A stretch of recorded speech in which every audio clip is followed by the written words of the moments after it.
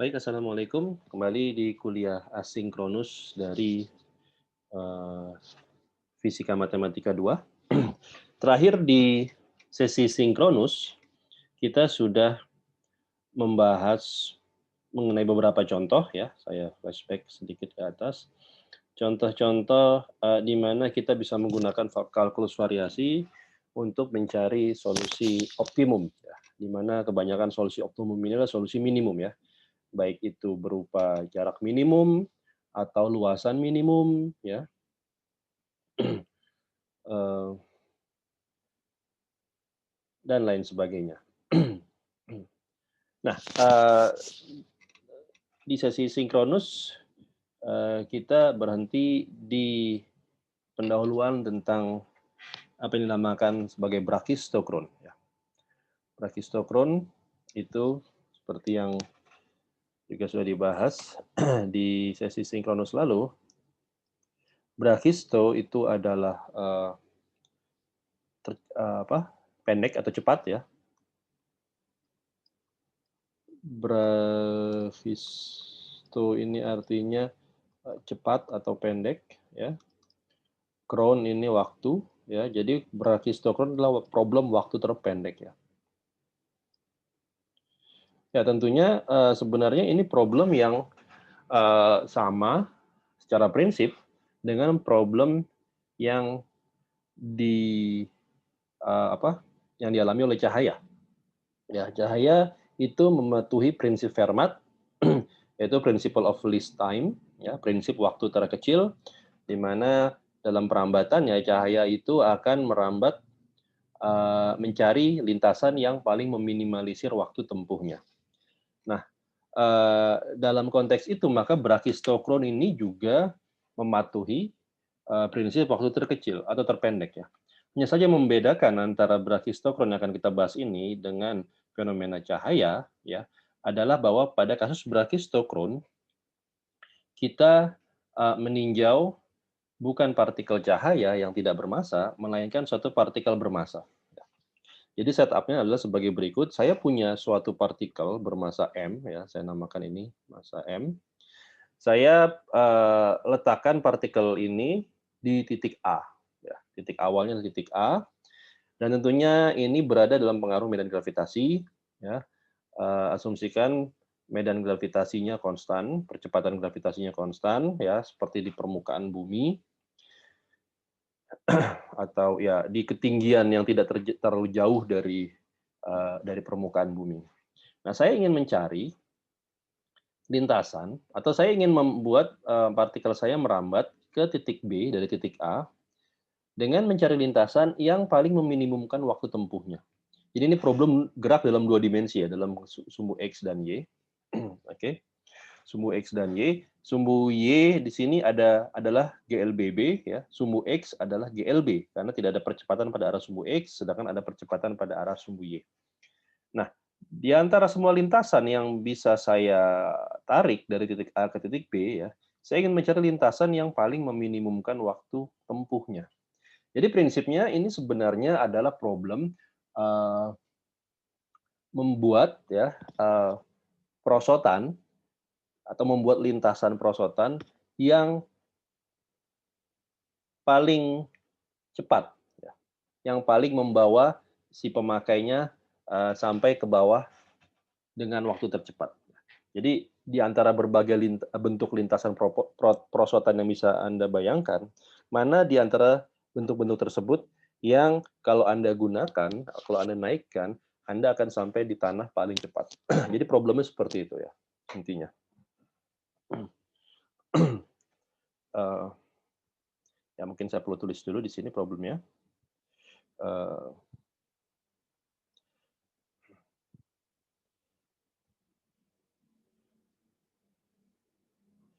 Eee lintasan apa ya, yang dapat ditempuh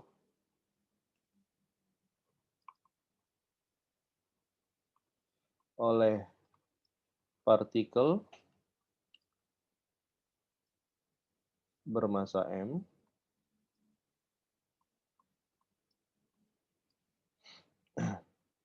dalam pengaruh medan gravitasi ya.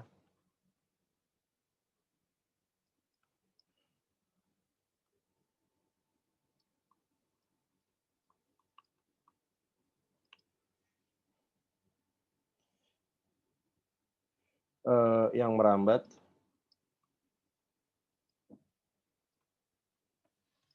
dari A ke B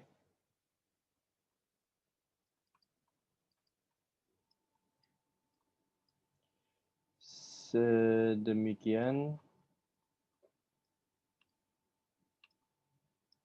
hingga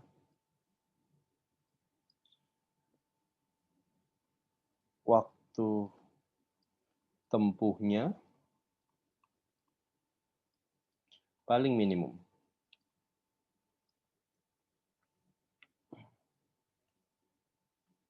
Jadi di sini kita secara prinsip menerapkan prinsip Fermat tapi untuk benda bermassa, nah, untuk partikel bermassa, bukan untuk cahaya. Oke, setup-nya sudah kita pahami.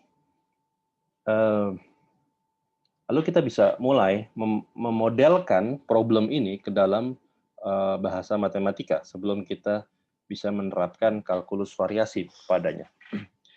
Oke, kira-kira pemodelannya seperti apa? Baik, di sini kalau saya mengasumsikan ya, sekarang di sini saya ambil titik A ini punya potensial A ya. Titik A ini punya potensial, energi potensial maksud saya, diberikan oleh VA ya. VA di sini adalah energi potensial di titik A ya. Titik B ini punya energi potensial diberikan oleh VB. Oke. Dan di sini saya asumsikan bahwa V kecil ya, maksudnya adalah kecepatan awal adalah 0. Artinya apa? Artinya partikel ini bermula di titik A itu tanpa kecepatan awal. Ya. Dan di sini saya asumsikan VA ini lebih besar daripada VB. Dalam arti ketinggian A ini lebih tinggi daripada B sehingga A punya energi potensial yang lebih tinggi daripada energi potensial di titik B. Ya. Kita bisa meninjau kasus ini dari sudut pandang energi ya. Tanpa kehilangan keumuman, saya bisa men-set bahwa VB ini 0 ya. Karena energi itu kan tidak punya nilai absolut ya. Kita bebas menentukan, kita bebas memasukkan nilai apapun untuk energi tertentu ya. Yang punya nilai absolut atau yang bisa diukur di laboratorium adalah beda energi ya, selisih energi. Tapi nilai energi itu sendiri, nilai absolut energi itu sendiri itu bebas. Maka saya bisa men-set tanpa kehilangan keumuman di sini, bisa men-set VB-nya 0. Oke. Nah, sekarang kita lihat energi di titik A ya. Di titik A energinya itu diberikan oleh energi kinetik dan energi potensial ya.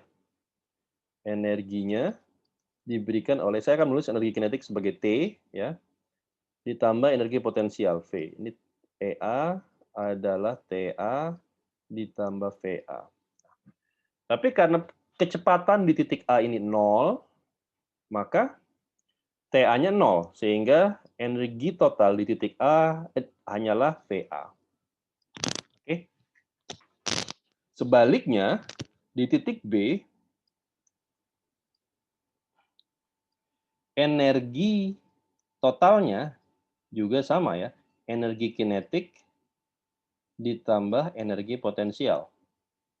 Nah, tapi karena di titik B energi potensialnya kita set 0, karena katakanlah titik B ini di tanah ya, titik A ini suatu ketinggian dari tanah, maka di titik B cuma ada energi kinetik ya.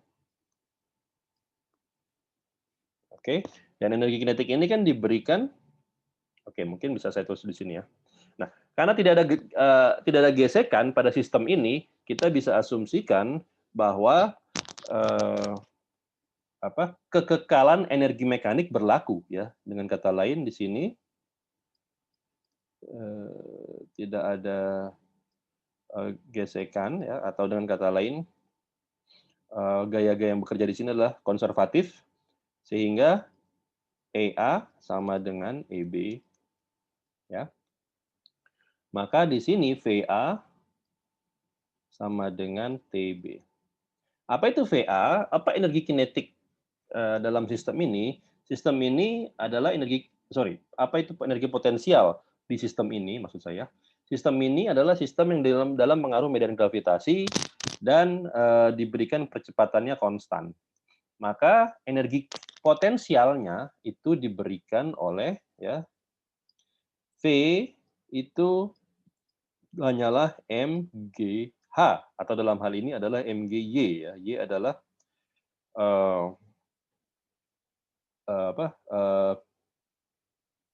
jarak pada arah vertikal. Sedangkan T, apa energi kinetik? Secara umum energi kinetik adalah setengah mv kuadrat. Nah, tapi karena ini gerak pada dua dimensi, ada pada arah X dan arah Y, maka V-nya dapat saya tulis sebagai X dot kuadrat ya, ditambah Y dot kuadrat. Gitu kan?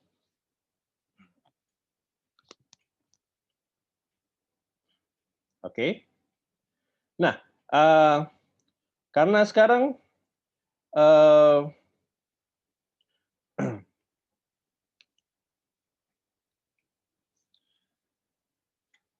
berarti sekarang saya bisa menuliskan VA-nya, ini di sini adalah MGY. Ya.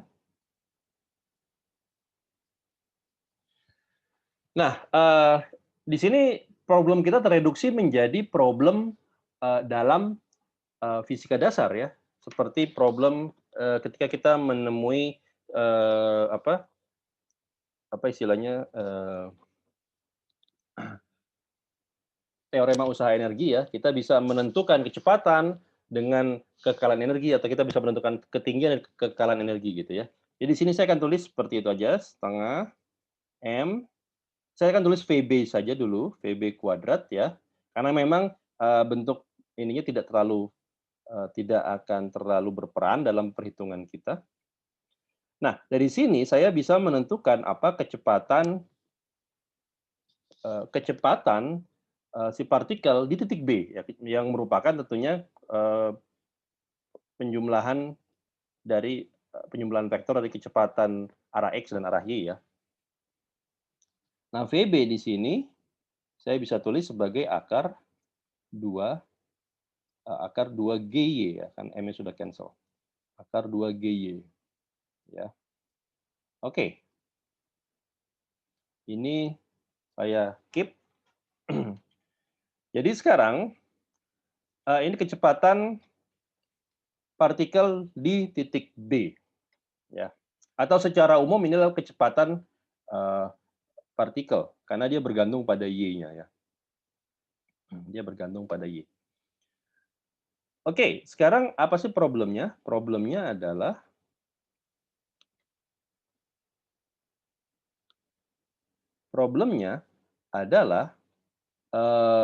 kita ingin mencari lintasan yang saya akan perlu garis bawahi di sini. Waktu tempuhnya paling minimum. Oke. Waktu tempuhnya paling minimum. Berarti yang ingin kita minimumkan adalah waktu tempuh. Oke. Kita coba lihat waktu tempuh. Waktu tempuh itu diberikan oleh apa? Ya. Waktu tempuh itu tentunya diberikan oleh ya kita tahu bahwa V ya itu adalah ds dt ya kan. Dengan kata lain dt itu adalah ds per V. Apa itu ds? ds adalah lintasannya, ya. Yang mana ds? ds itu adalah ya ini ya. Ini adalah delta S-nya ya. Jadi kalau saya bisa ambil satu cuplikan dari lintasan ini ya, saya ambil di sini gitu. Ini yang dinamakan sebagai ds-nya. Ya. Tentunya kalau semua segmen lintasan ini yang kita dapatkan dari integral ds ya, atau delta S. Jadi sekarang kita punya bentuknya waktu tempuh total ya. Ini adalah integral dari dt dan itu adalah integral dari ds per v. Oke. Sejauh ini sudah persis, hampir persis sama seperti pada kasus cahaya ya. Yang membedakan adalah sekarang bahwa kecepatannya ini tidak konstan. Ya. Kecepatan cahaya konstan, kecepatan benda bermassa ini tidak konstan karena berada dalam pengaruh medan gravitasi. Dia mengalami percepatan. Nah, di sini kita masukkan semuanya. Apa itu ds? ds seperti yang sudah kita bahas adalah akar dx kuadrat ditambah dy kuadrat ya. Karena kita punya gerak dalam 2 dimensi. Apa V-nya? V-nya ini adalah kita bisa ambil bentuk kecepatan tadi, yaitu akar 2GY. Oke. Nah, jadi sekarang Anda lihat kalau saya faktorkan X-nya keluar gitu ya. Dan ini kan kita punya akar 2 ya. Akar 2 ini akar 2G maksud saya. G ini kan konstanta, maka akar 2G ini kan konstan. Jadi saya bisa keluarkan dia dari integral, dia tidak memberikan kontribusi apapun pada integral. Jadi saya keluarkan dari integrasi. Ini bisa saya tulis sebagai berikut. Akar dari saya bisa menuliskan dia sebagai 1 plus Y aksen kuadrat per Y, ya kan? Di sini integralnya terhadap X. Berarti dari X1 atau XA gitu ya, sampai X2 atau XB. Ini adalah bentuk waktu, bentuk integral waktunya ya. Nah, dengan kata lain, kalau kita ingin mencari waktu yang minimum, berarti kita ingin meminimumkan integral tersebut. Artinya apa? Kita perlu mencari fungsi y ya, y sebagai fungsi x yang paling meminimumkan integral itu ya. Y di sini adalah fungsi x ya, dan y aksen adalah dy dx. Tapi seperti yang Anda lihat bahwa fungsional kita di sini ya, itu akan mengandung atau akan bergantung secara eksplisit pada fungsi y dan turunannya ya. Artinya kalau kita masukkan ke dalam persamaan Euler, ini persamaannya akan menjadi rumit karena suku pertama dari persamaan Euler ini tidak nol. Tidak ada masalah dengan itu, kita tetap bisa mengerjakannya. Hanya saja nanti bentuknya jadi lebih rumit dan kemungkinan agak sulit untuk menyelesaikan secara secara analitik gitu ya. Kita bisa mencari cara lain untuk menyederhanakan bentuk fungsional ini sebelum kita terapkan persamaan Euler ya. Caranya seperti apa? Caranya seperti yang telah saya bahas di video sinkronus lalu ya, bahwa alih-alih menjadikan y sebagai fungsi x, kita bisa balik. Kita bisa jadikan x sebagai fungsi y ya. Jadi di sini saya akan memilih bentuk berikut ya. Ini adalah seperakar 2G, tetap sama. Ini integralnya saya tulis sebagai 1 ditambah X aksen kuadrat per Y. Integralnya terhadap DY. Ya, ini berarti dari Y1, YA, maaf, sampai YB. Nah, dalam hal ini, maka saya mengambil X sebagai fungsi Y, ya. Dan X aksen itu adalah dx dy. Oke. Jadi bentuk ini yang akan saya ambil. Kenapa? Karena sekarang Anda lihat, kalau saya mengidentifikasikan fungsional f-nya, ya,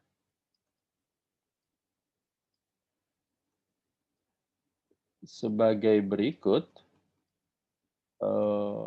akar dari 1 plus X aksen kuadrat per Y, ya. Anda lihat F ini bergantung pada fungsi X dan fungsi X aksen, ya. Dan keduanya ini bergantung pada variabel Y. Maaf. Nah, di sini Anda lihat bahwa X tidak muncul secara eksplisit di sini, ya. Jadi hanyalah ada X aksen, tapi sekarang ada variabel bebas yang muncul, ya. Nah, ini menguntungkan karena ketiadaan X ini menguntungkan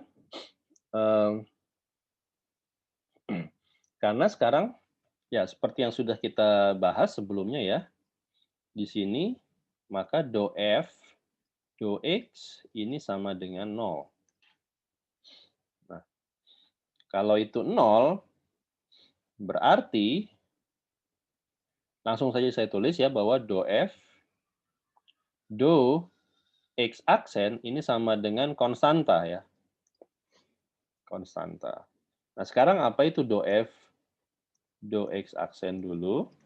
Do F do X aksen ya berarti ini kan bisa saya tulis langsung aja ini X aksen gitu ya dibagi dengan akar ini semua ya.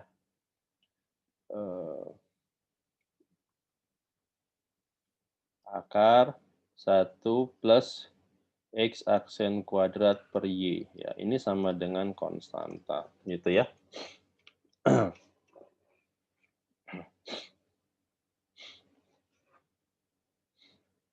Oke. Ada kesalahan atau tidak?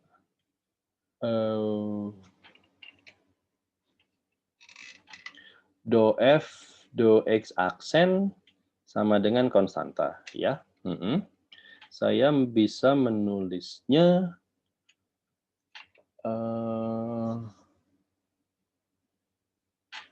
oh, sorry. Mohon maaf ini ya, ini salah. Kenapa salah? Karena yang saya akarkan ini. Oke. Ya. Ini saya bisa menulisnya seperti ini aja ya. Ini seperakar karena kan turunannya hanya terhadap akar ini ya. Akar 1 plus X aksen kuadrat ya. Jadi ini bisa saya tulis seperti ini ya. Do per do X dari apa di sini? 1 plus X aksen kuadrat pangkat setengah gitu ya. Ini secara eksplisit saya tulis. Nah, ini kan berarti kan keluar setengah lalu ada 2 ya cancel. Jadi saya tulis X aksen per, nah ini langsung saya tulis seperti ini aja ya.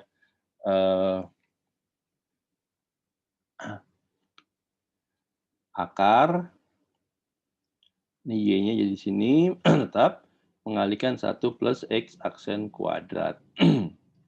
Oke, jadi ini hasilnya ya. Ini sama dengan konstanta. Oke, jadi Anda bisa melihat bahwa ini adalah persamaan yang harus kita solve, yang harus kita cari solusinya. Karena kita ingin mencari solusi X sebagai fungsi Y.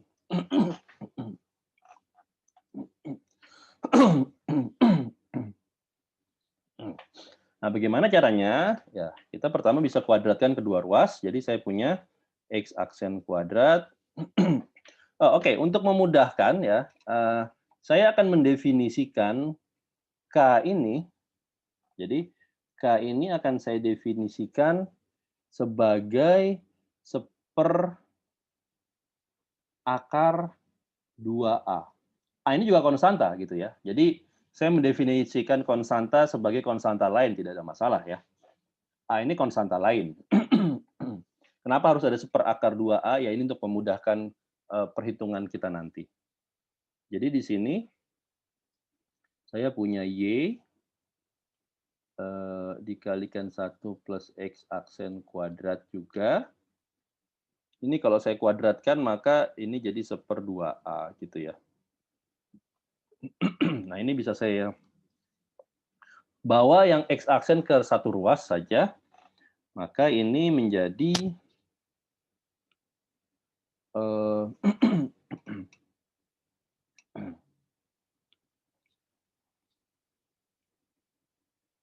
ya saya kalikan kedua ruasnya dengan ini ya, dengan apa?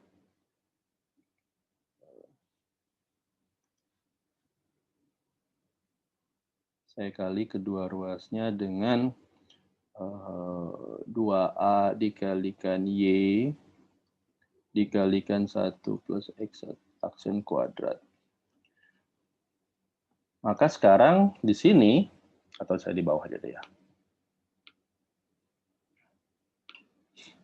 Kalau saya lakukan itu, maka di ruas kanan saya, di ruas kiri saya punya 2A X aksen kuadrat, ya. Di ruas kanan saya punya Y 1 plus X aksen kuadrat. Nah, ini bisa saya bawa ya. 2A minus Y X aksen kuadrat di ruas kiri adalah Y saja. Gitu kan? Maka X aksen ya,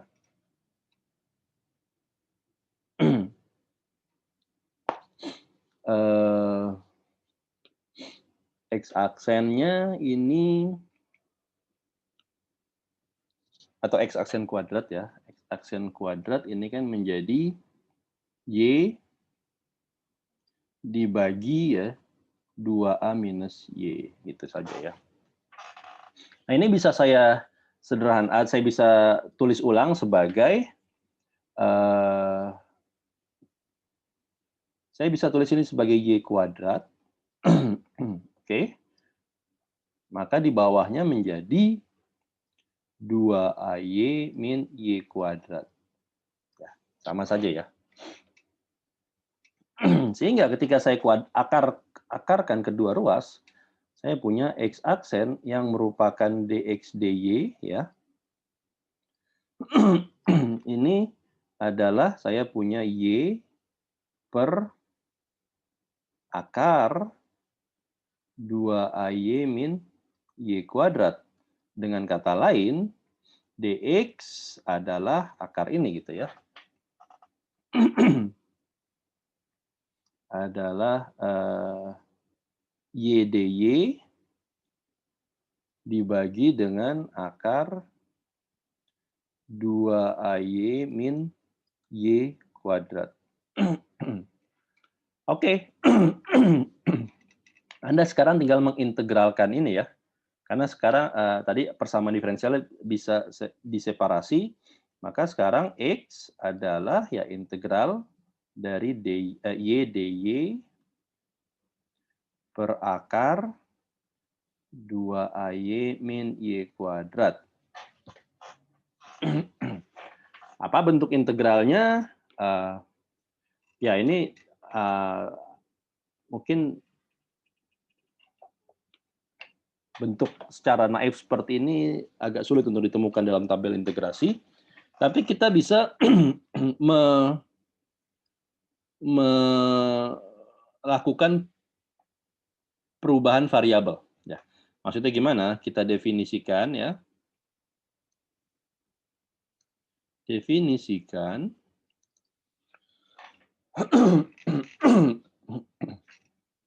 definisikan Y-nya ya. Y adalah A dikali 1 min cos theta. Jadi saya mengubah variabel Y menjadi theta ya. Di sini Anda lihat bahwa dy-nya menjadi dy-nya karena A konstanta maka ini menjadi A sin theta ya. D theta. A sin theta d theta.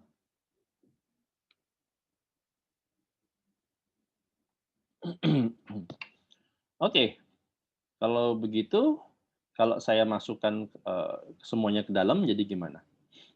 Sebelumnya saya mau mengerjakan ini dulu. 2AY ini berarti adalah 2 dikali A kuadrat, gitu kan, min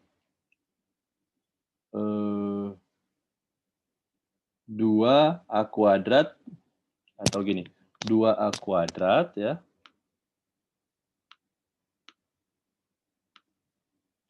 2A kuadrat 1 min cos theta. Ya kan? Nah, kalau saya kurangkan dengan Y kuadrat, ya kan, Y kuadratnya kan menjadi di sini Y kuadrat berarti saya menguadratkan ini ya.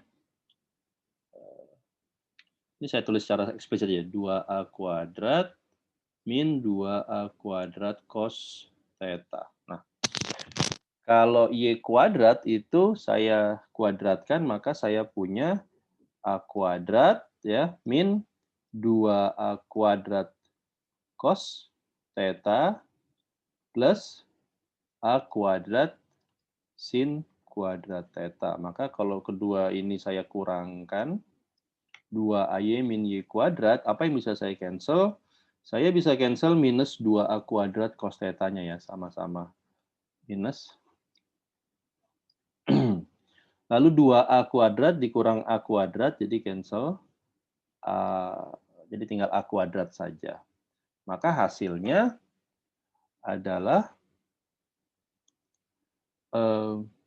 ini ada A kuadrat dikurang A kuadrat sin kuadrat theta ya. Atau ini adalah A kuadrat 1 min sin kuadrat theta. Kita tahu ini adalah cos theta ya.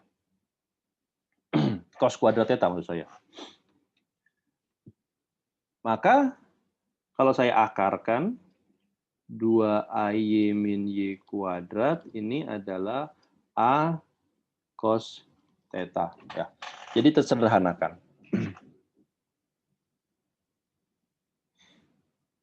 Oke, maka sekarang integral X-nya menjadi apa? Y dikalikan dy, saya punya A gitu ya. 1 min cos theta, lalu ada A lagi kuadrat dikalikan sin theta d theta, itu ya. Dx adalah 1 min cos theta. Wait, saya ada yang salah di sini. Kok jadi sin kuadrat? Mohon maaf, ini harusnya cos kuadrat. Ini jadi cos kuadrat, ini jadi sin kuadrat. Oke. Ada kesalahan. Ini adalah cos kuadrat.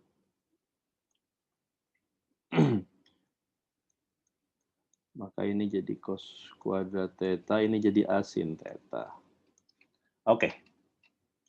Nah, ini berarti dibagi dengan akar dari 2AY min Y kuadrat, yaitu A sin theta. Nah, ini akan mengcancel. Maka hasilnya, integrannya dapat ditulis menjadi, A-nya bisa saya keluarkan konstanta, integral dari 1 min cos theta saja. D theta. Oke, jadi kita lihat bahwa substitusi Y menjadi A dikalikan 1 min cos theta ini menyederhanakan integralnya ya, menjadi simple. Nah, integral ini kan elementary ya, dapat langsung kita kerjakan di sini. A dikalikan theta, integral dari cos adalah min sin ya. Sorry, integral cos adalah sin maksud saya. Maka ini jadi sin theta ya. Sin theta saja ya. Nah, integralnya saya bisa masukkan batas-batas integrasinya atau saya bisa tambahkan konstanta aja sama saja, ya kan? Oke, berarti inilah solusinya. Jadi sekarang solusi saya tulis dulu ya. Jadi saya tulis X sebagai fungsi T ya adalah A theta dikurang sin theta plus B. Y sebagai fungsi T, theta maksud saya, sebagai fungsi theta adalah A1 min apa tadi cos ya, 1 min cos theta. Oke, jadi inilah solusi dari X sebagai fungsi Y, tapi saya nyatakan dalam bentuk fungsi parametrik. Artinya fungsi parametrik itu apa? Artinya alih-alih menulis secara eksplisit X sebagai fungsi Y, saya menulis X dan Y sebagai fungsi theta. Ya. Saya menulis X dan Y sebagai fungsi theta. Tentunya saya bisa menuliskan kembali X sebagai fungsi Y, ya kan? Anda tinggal substitusi saja Y-nya, ya kan? Caranya gimana? Ya kalau Anda lihat dari sini, Anda bisa lihat bahwa theta ini kan berarti, atau cos theta ya. Cos theta ini berarti adalah 1 min Y per A, gitu ya. Y per A, ya. 1 min Y per A. Nah, berarti tetanya ini kan berarti adalah arcus cos ya. Arcus cos dari 1 min Y per A. Ya, kita tinggal masukkan theta ini ke dalam sini ya. Jadi dengan kata lain saya bisa menuliskan X ya sebagai fungsi Y, atau mungkin di bawah aja biar lebih mudah. Jadi dari sini saya bisa menuliskan X sebagai fungsi Y ini adalah oke, sebelumnya kalau cos theta ini maka cos kuadrat theta ya, cos kuadrat theta itu berarti apa? Berarti kan ini adalah ini 1 min Y per A kuadrat ya. Nah, sin kuadrat theta itu kan adalah 1 min cos kuadrat theta. Dengan kata lain 1 min ini semua ya.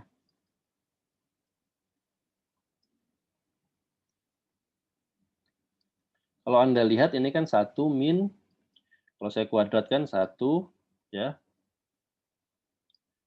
min 2Y per A ya, plus Y kuadrat per A kuadrat. Ini cancel satunya ya. Maka ini menjadi 2Y per A min Y kuadrat per A kuadrat. Oke, jadi sekarang saya bisa menuliskan X sebagai fungsi Y adalah A, di bawah aja,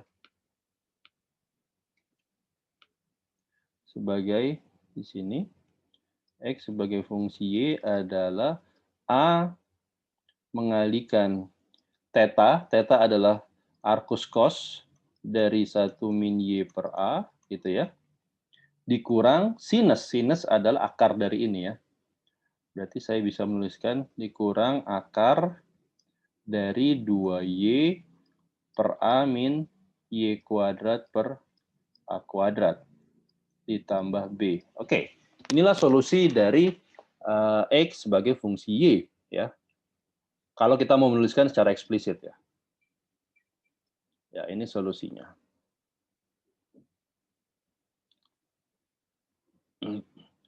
Oke, ini adalah fungsi ataupun ini ya. Ini adalah fungsi yang paling meminimumkan integral waktu tempuh. Oke. Jadi, kembali ke problem awal, agar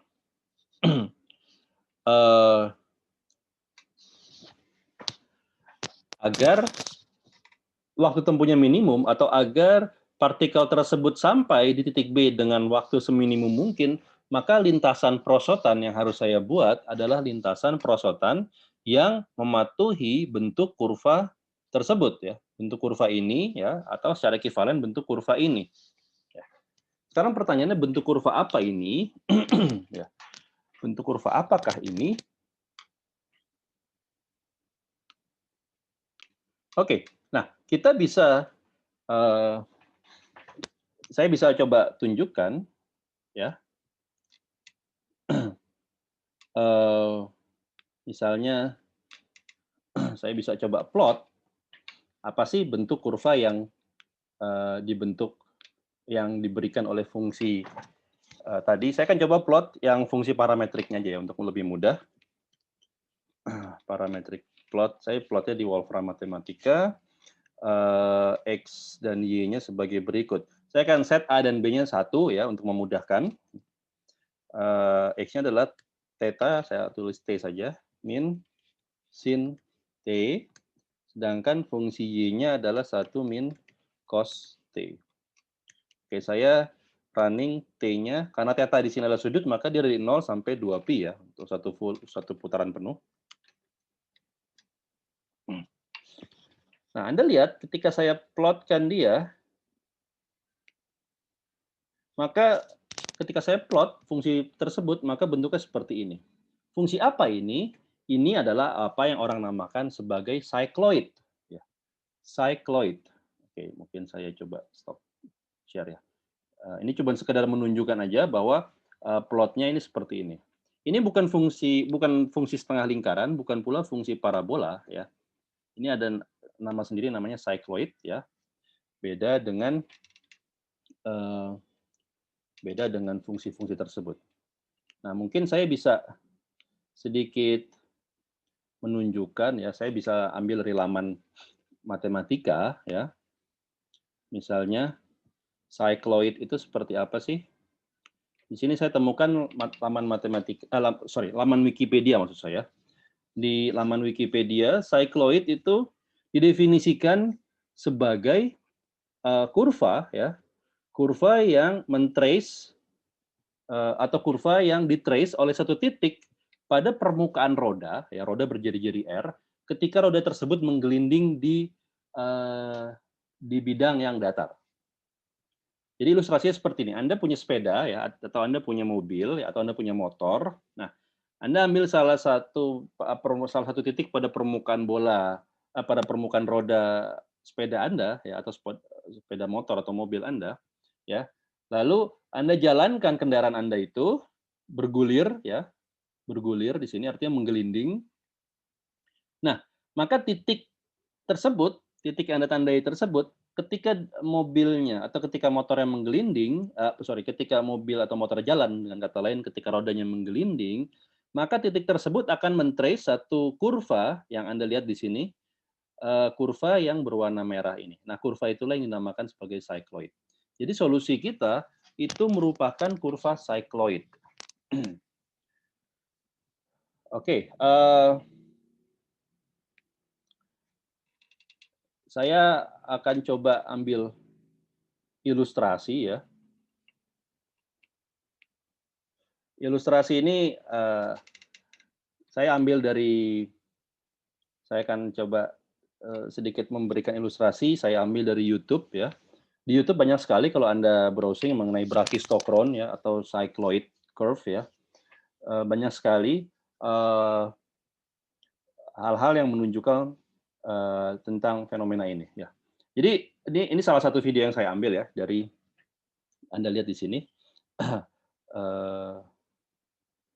Di sini ada percobaan sebagai berikut. Saya punya 3 buah bola ya, ini ada bolanya, kita lihat dari samping jadi mungkin tidak terlalu terlihat bolanya ya.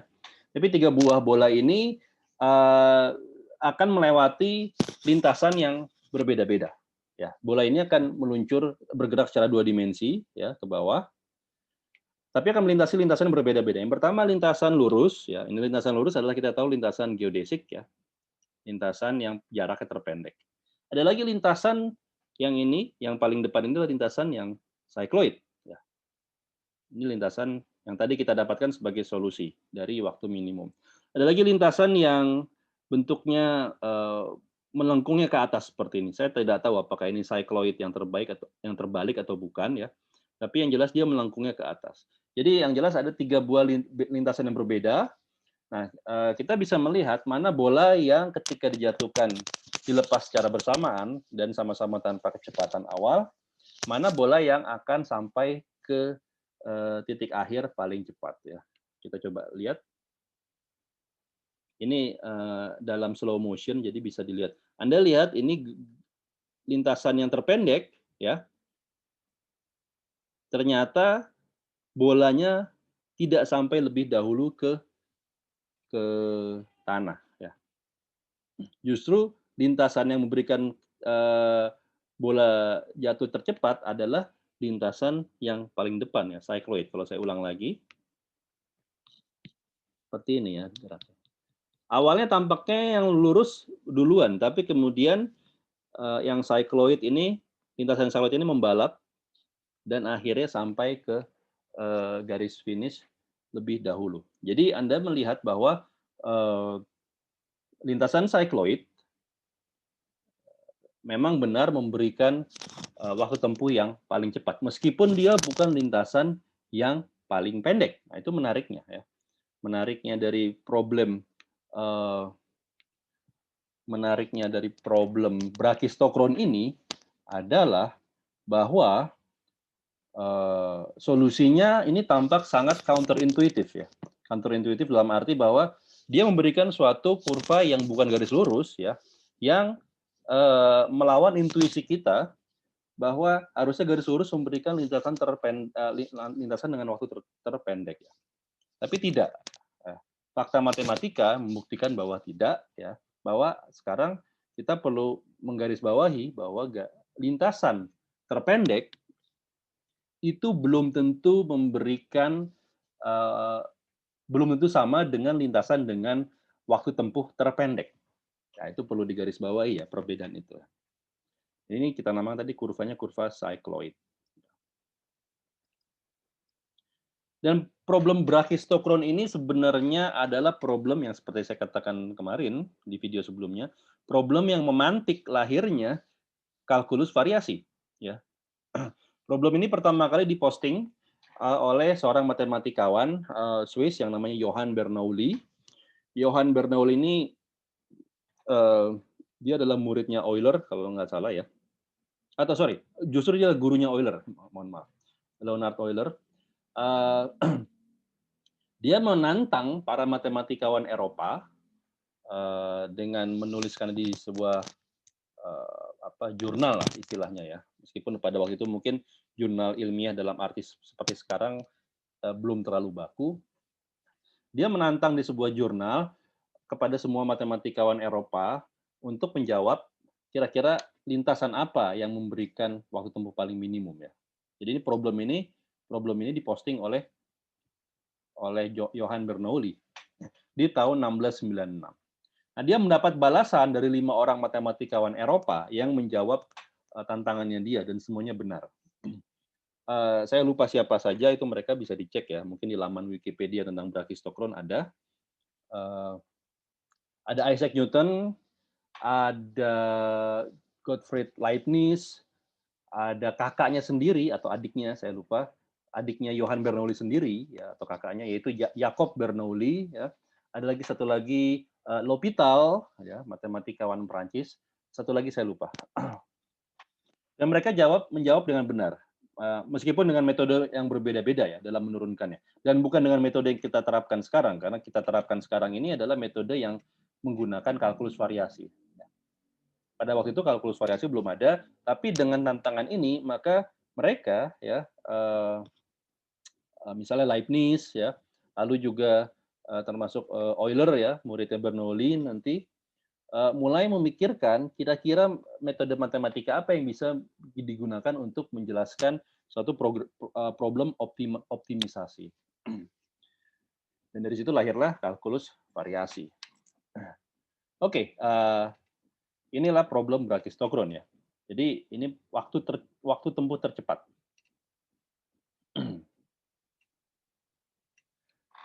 Baik.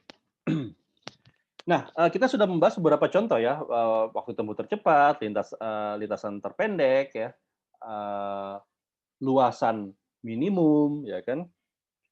Hal-hal tersebut menunjukkan problem-problem matematik atau fisika ya yang membutuhkan atau menggunakan konsep optimisasi. Saya akan kembali ke persamaan Euler ya. Jadi sekarang kita coba tinjau kembali persamaan Euler ya.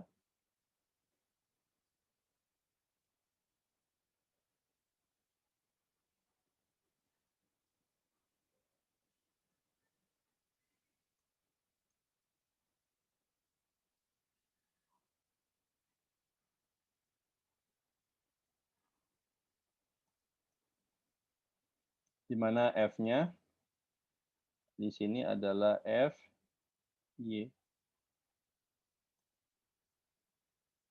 Oke.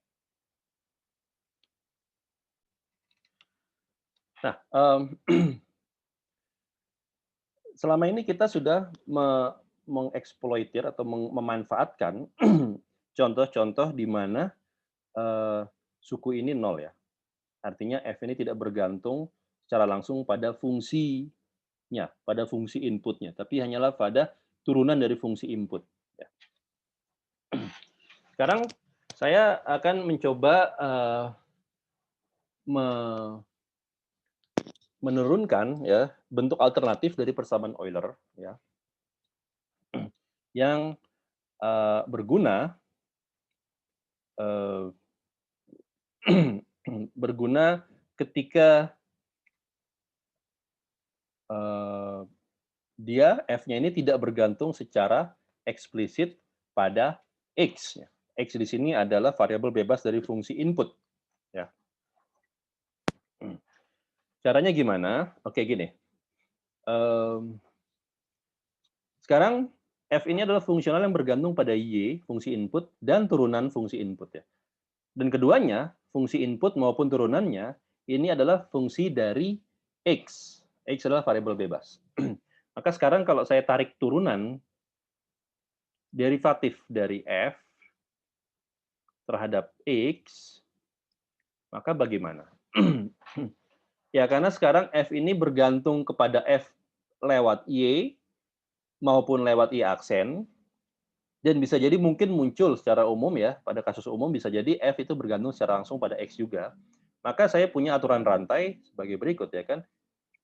Saya punya do F, do Y, ya kan. Di sini adalah dy, dx, ya, ditambah do F, do Y aksen, ya. Sini adalah dy aksen, dy aksen dx, ya.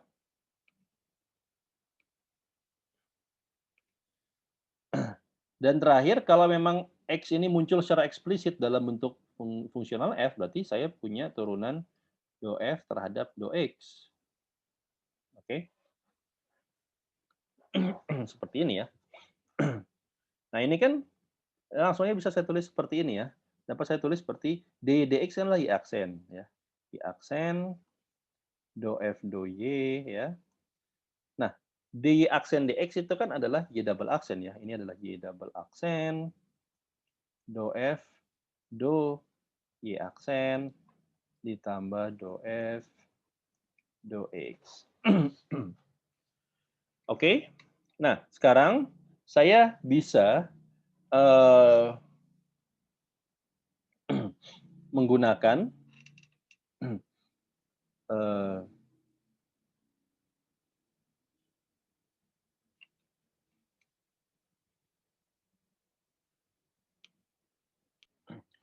oke, atau gini, ini suatu hasil ya, saya keep dulu ya. Ini saya namakannya persamaan 1. Oke,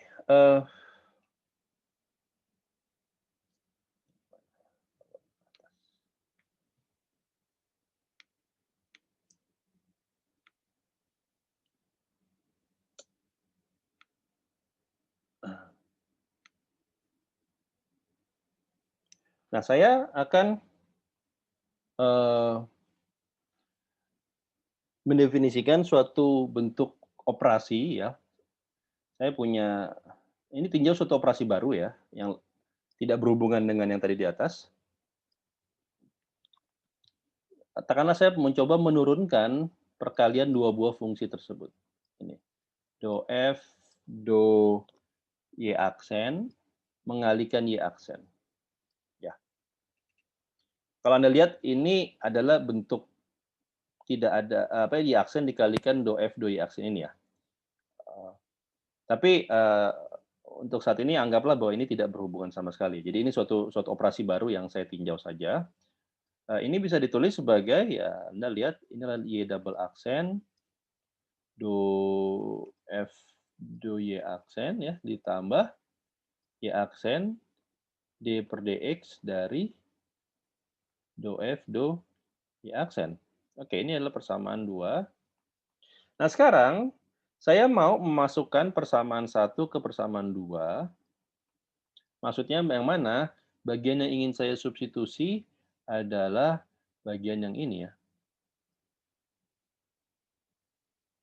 Ini saya bisa substitusi ke sini.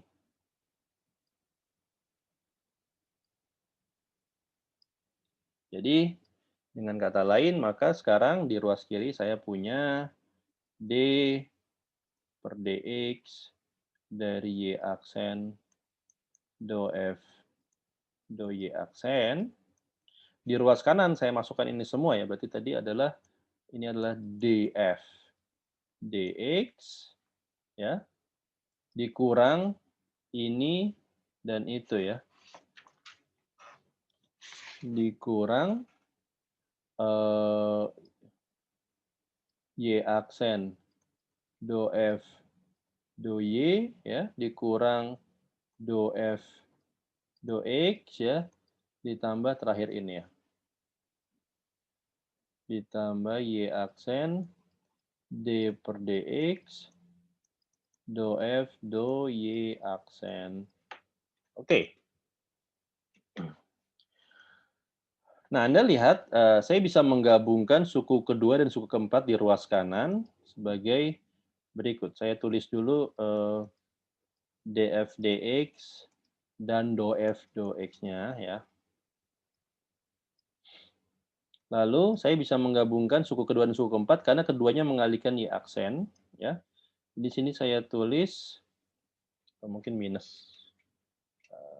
Ini saya ambil minus aja, nggak ada masalah. Minus do F do Y min D dx do F do Y aksen. Oke, tapi Anda bisa segera tahu apa yang dalam kurung siku ini tidak lain daripada persamaan Euler. Dan ini sama dengan 0. Ya. Ini kan sama dengan 0. Karena persamaan Euler. Maka sekarang saya punya ini hanya dua suku pertama. Nah, Anda lihat di ruas kiri, suku di ruas kiri maupun suku pertama di ruas kanan, ini sama-sama derivatif terhadap X. Ya. Di sini Anda bedakan antara derivatif dengan turunan parsial, ya, atau turunan total dengan turunan parsial. Ya. Ini derivatif total terhadap X, ini turunan parsial atau derivatif parsial terhadap X. Jadi keduanya berbeda. Nah, baik di suku di ruas kiri maupun suku pertama di ruas kanan, ini sama-sama D per DX, jadi saya bisa gabung ya. Jadi saya bisa bawa ke ruas kiri ya, D per DX dari Y aksen do F do Y aksen minus F gitu ya. Ini sama dengan min do F do X. Oke, jadi kita lihat bahwa saya dapat persamaan ini. Nah, sekarang kalau saya asumsikan ya, jika F ya, F ini adalah tadi Y aksen dan X, ini tidak bergantung secara eksplisit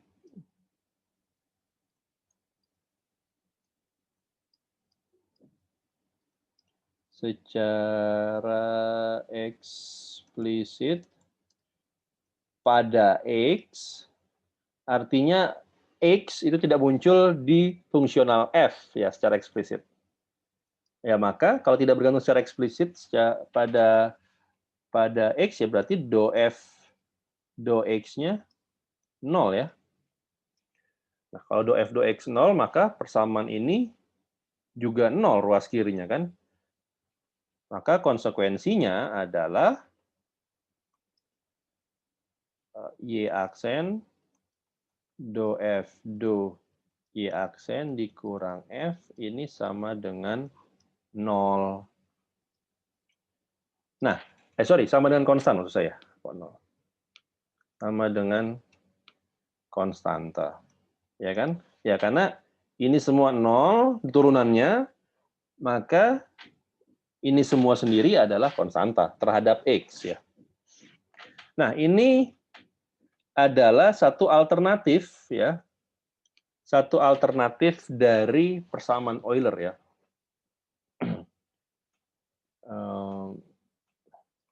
Orang namakan ini persamaan Beltrami ya. Atau ini adalah alternatif dari persamaan Euler. Nah, Anda bisa menggunakan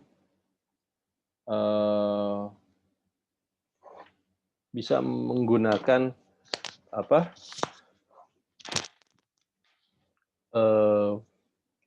Persamaan Beltrami ini ya untuk meninjau kasus-kasus yang mungkin kalau pakai persamaan Euler langsung itu agak jadi rumit persamaannya ya. Tapi kalau menggunakan persamaan Beltrami itu malah jadi lebih simple.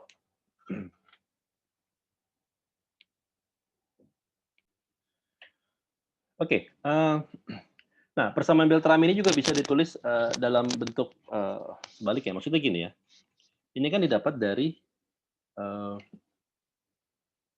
ya ini kan kondisinya kan awalnya adalah ddx dari y aksen do f do y aksen min f ini kan sama dengan 0 ya. Maka dari situ kita dapat bentuk seperti itu.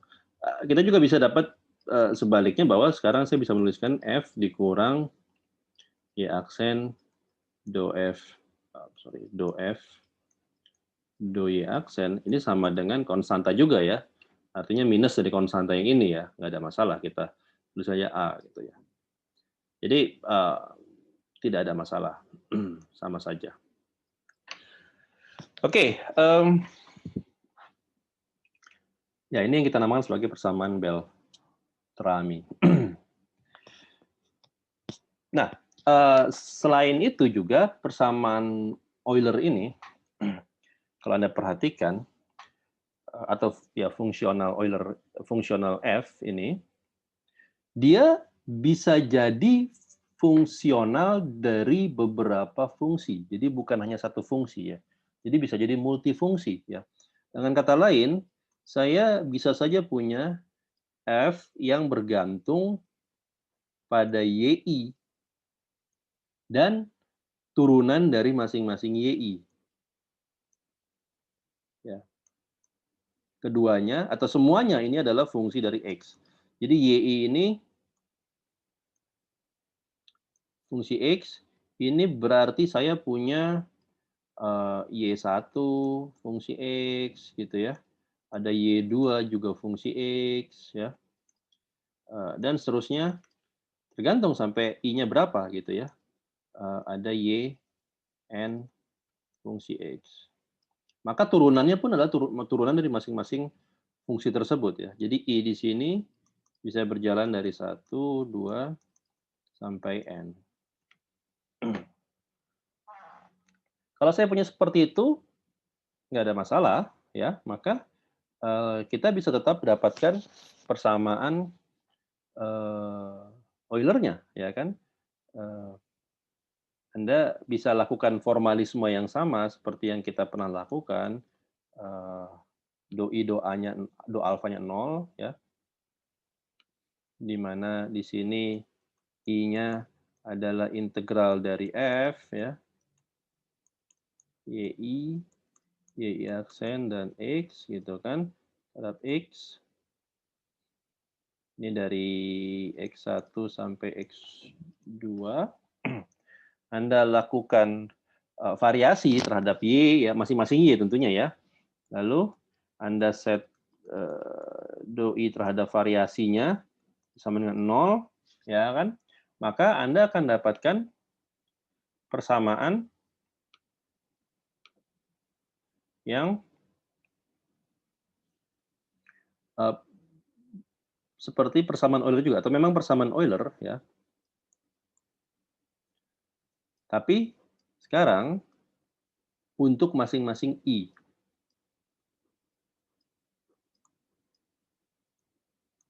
Maksudnya seperti apa?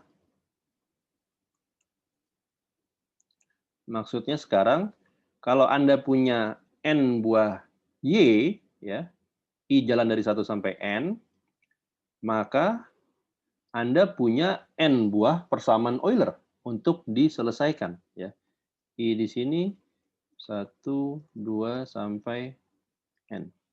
Jadi Anda untuk masing-masing I, Anda punya persamaan Euler seperti ini ya.